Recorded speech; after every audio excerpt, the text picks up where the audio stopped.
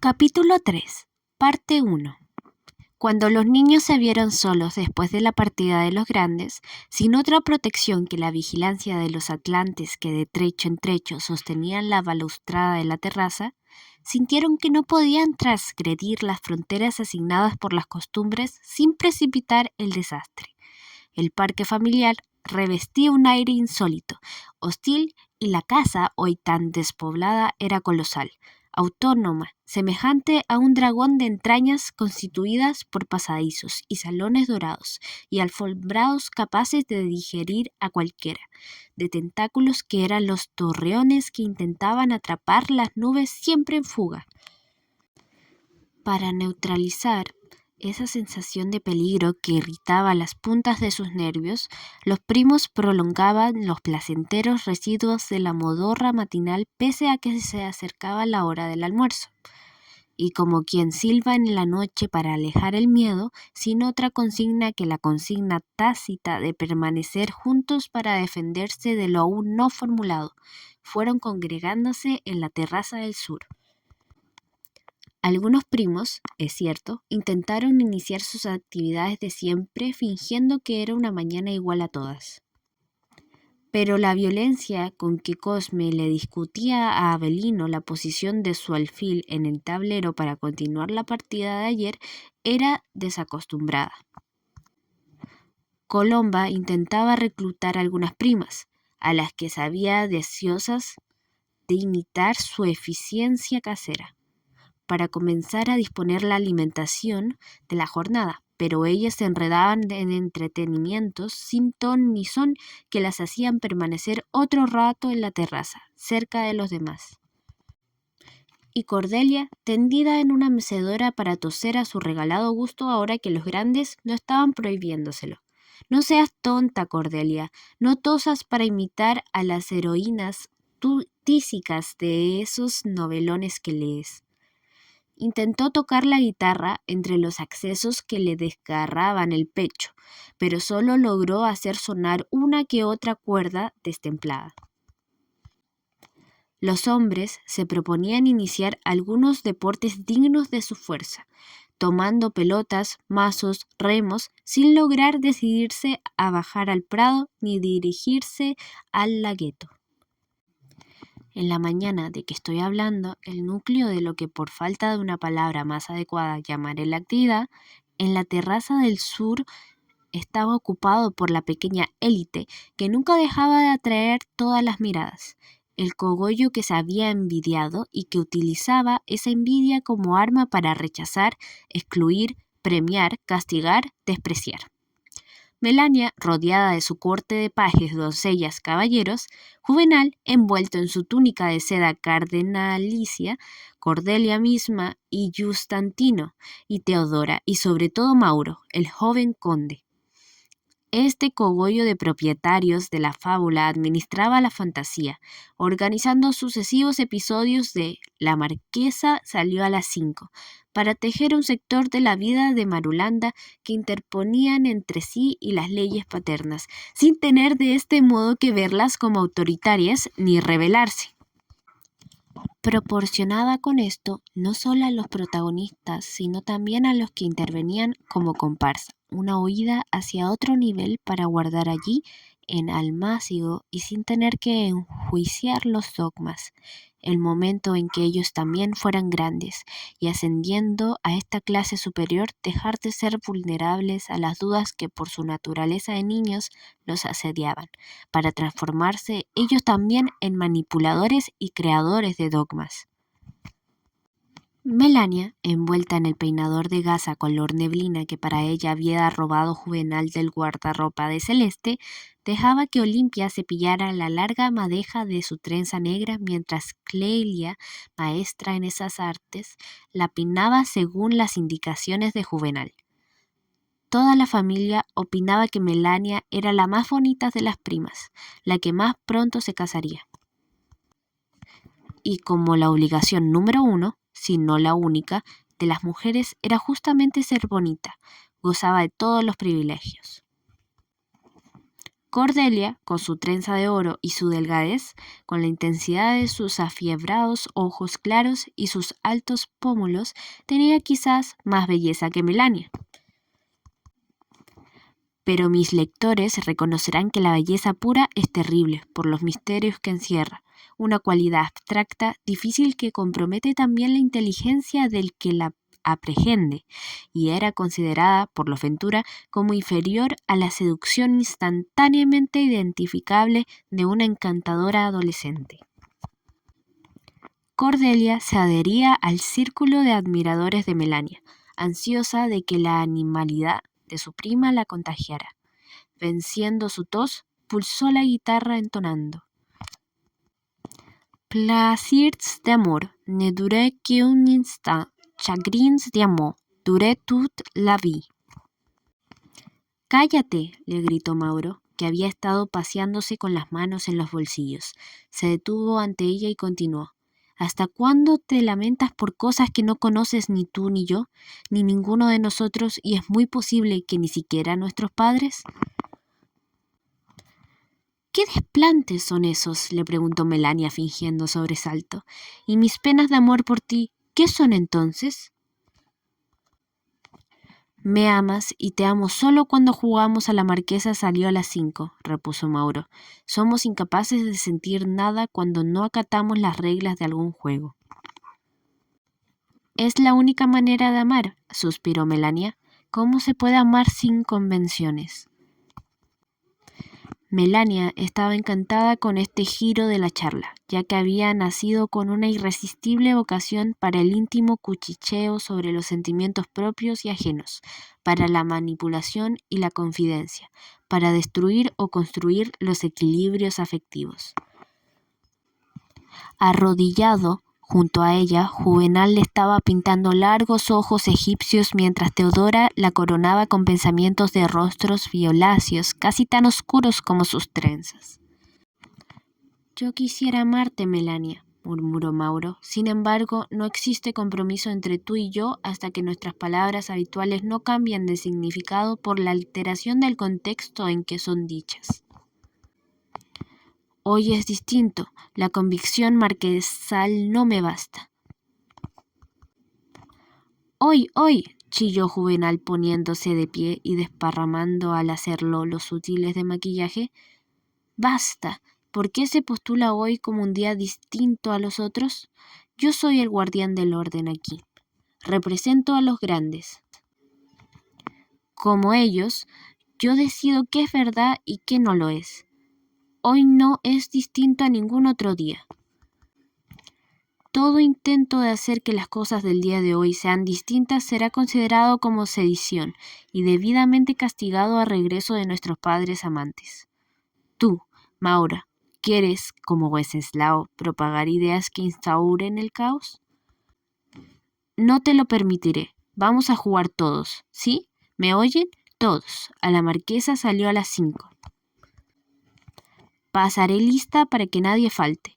El que no cumpla su papel dentro de esta acción comunitaria destinada a mantener nuestros pensamientos alejados de peligrosas dudas, sufrirá el castigo correspondiente.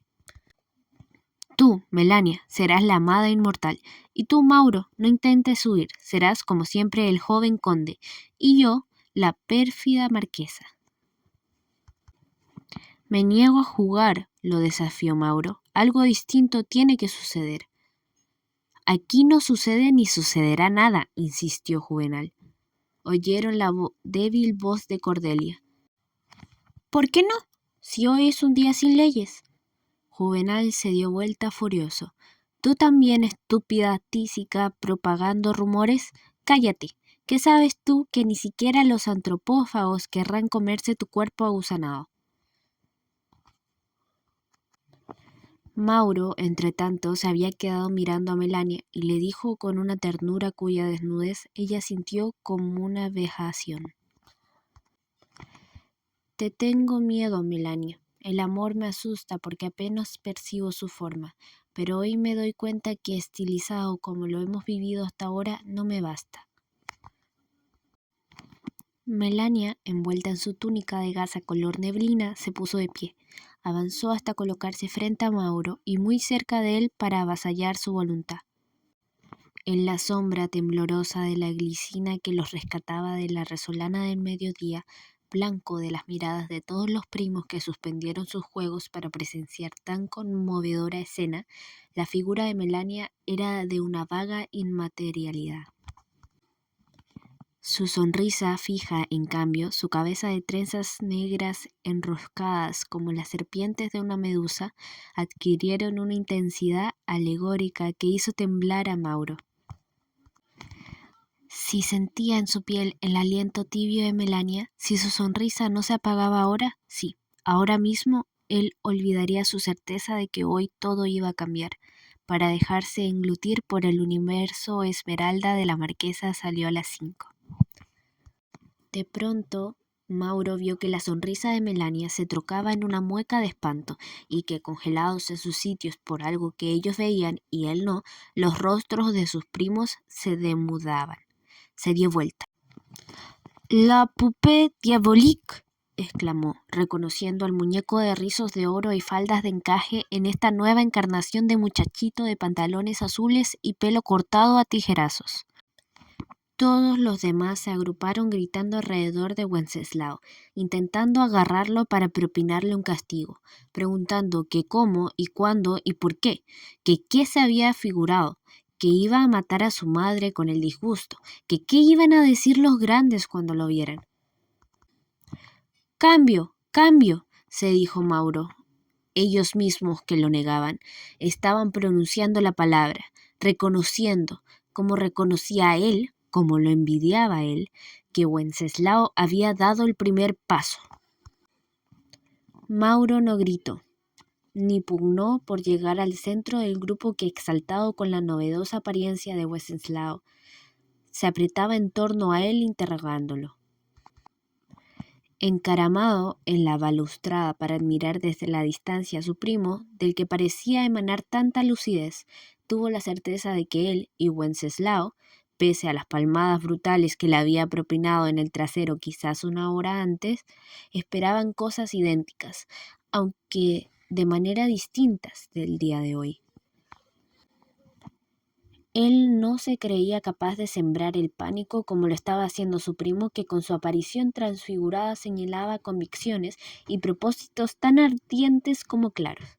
Destruir para cambiarse y cambiarlo todo.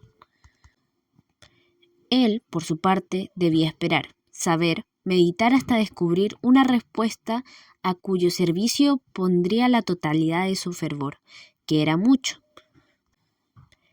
Por el momento era solo capaz de barajar enigmas, pura perplejidad, preguntas ya no aterradoras porque hoy, o en la prolongación de hoy hacia un futuro carente de las autoridades tradicionales, parecía posible encontrar respuestas. No comprendía por qué no todos sus primos compartían su propio entusiasmo por esta nueva época pregonada por los pantalones azules y el pelo tijereteado de Wenceslao. ¿Por qué Melania misma arrastraba a Juvenal fuera del grupo y, seguidos de su corte, se dirigían gimiendo al interior de la casa, los ojos cubiertos para no ver al pequeñuelo, los oídos tapados para no escuchar las posibles palabras que pusieran fin al seguro reino de su exclusividad? Mauro no tardó en ver el rostro demudado de Juvenal, arriba, cerrando las ventanas del gabinete chino sobre el balcón principal, donde se atrincherarían quién sabe contra quién, contra qué, pero sobre todo, resolvió Mauro en ese mismo instante, contra un enemigo que ellos mismos estaban creando con su negación, con su terror. Mauro miró alrededor suyo buscando a sus hermanos Valerio, Alamiro y Clemente. Tuvo que arrancarlos a la fuerza del grupo que se apretaba alrededor de Wenceslao, porque fascinados con el terror no querían alejarse de donde emanaba. Ahora él iba a necesitarlos. Era urgente trabajar con el fin de aclarar sus intenciones hasta dejarlas tan lúcidas como las de Wenceslao. Y mientras el pánico de algunos, al darse cuenta de que en efecto la historia de hoy era distinta a la de todos los días anteriores y la incredulidad de otros diseminaba al grupo después de haber huido Wenceslao, Mauro, seguido de sus hermanos, saltó de la balaustrada al prado y de allí se aventuró por el jardín hacia el fondo más escondido del parque. Al ver la señal que le hizo su hermano mayor, Valerio dejó caer su remo para seguirlo.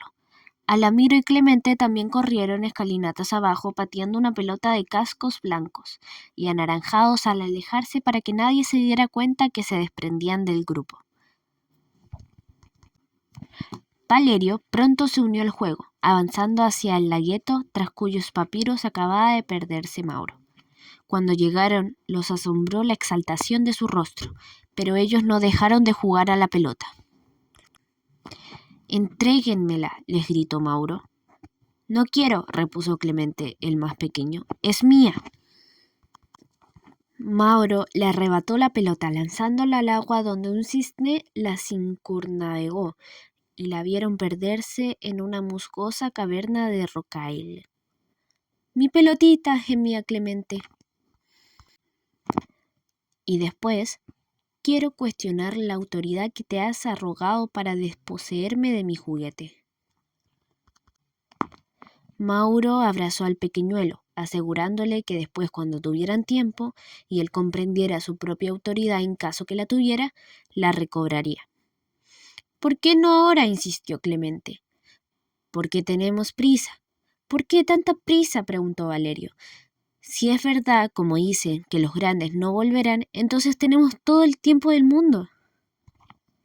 «No sé si volverán o no», respondió Mauro. «En todo caso, sea como sea, la historia ahora será de otra naturaleza, distinta a la que hasta ahora hemos conocido. ¿Vamos?». Intentó reiniciar la carrera hasta el fondo del parque, pero Valerio lo retuvo. «Espera», le dijo. «¿Qué quieres?», le preguntó Mauro. «Que nos expliques por qué tanta prisa. La esencia misma de nuestro secreto es que carece de utilidad y significado. ¿Cómo puedes justificar entonces esta repentina premura?». Estaban parados al sol junto al lagueto. Mientras hablaban, Mauro se fue despojando de su chaqueta, del cuello almidonado, de su corbata de lazo negra, de su camisa listada, como quien se prepara para trabajar, dejándolo todo tirado en el césped. Era musculoso, todo entero color ámbar. Incluso la transparencia de sus ojos muy hondos sombreados por la circunflexión de sus cejas que repetían el azabache de sus pestañas y del casco de su pelo. Detrás de él, entre los nenúfares, los cisnes hilvanaban la satisfactoria reiteración de sus periplos. Valerio le exigía una respuesta inmediata. ¿Cómo darle satisfacción para no perderlo? ¿Cómo satisfacerse a sí mismo? Él mismo ni siquiera había comenzado a analizar los nuevos problemas. Necesitaba trabajar en lo que creía inconfundiblemente suyo para que surgieran de su centro las respuestas que Valerio tan extemporáneamente le estaba exigiendo. Solo fue capaz de decir: «Venga». Valerio lo encaró. «Yo no voy si no explicas».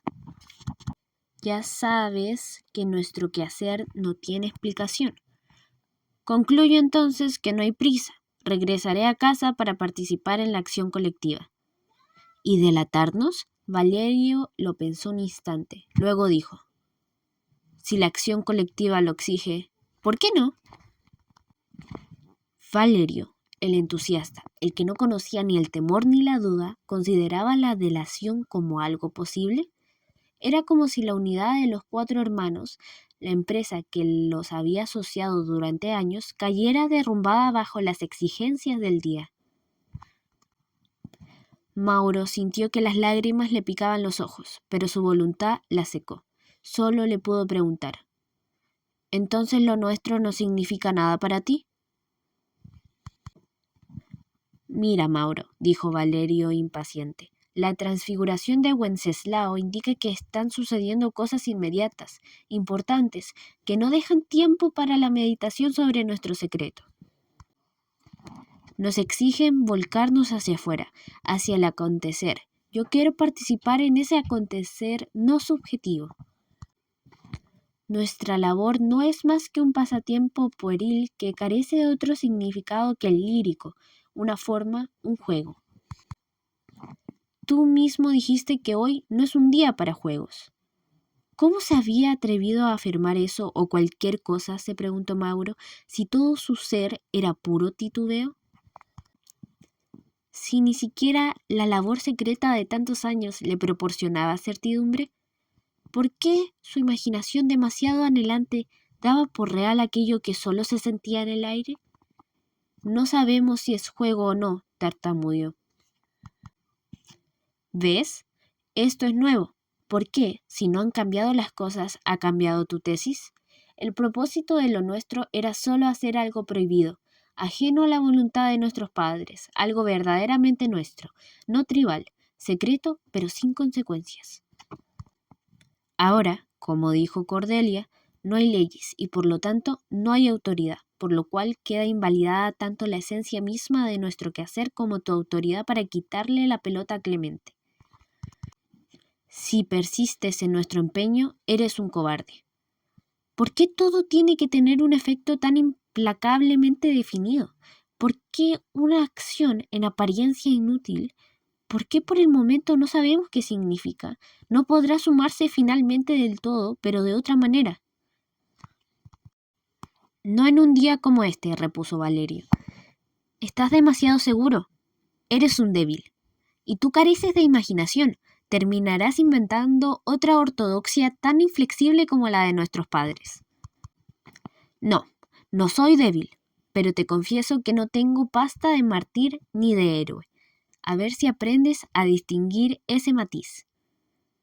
Las cosas no están como para matices.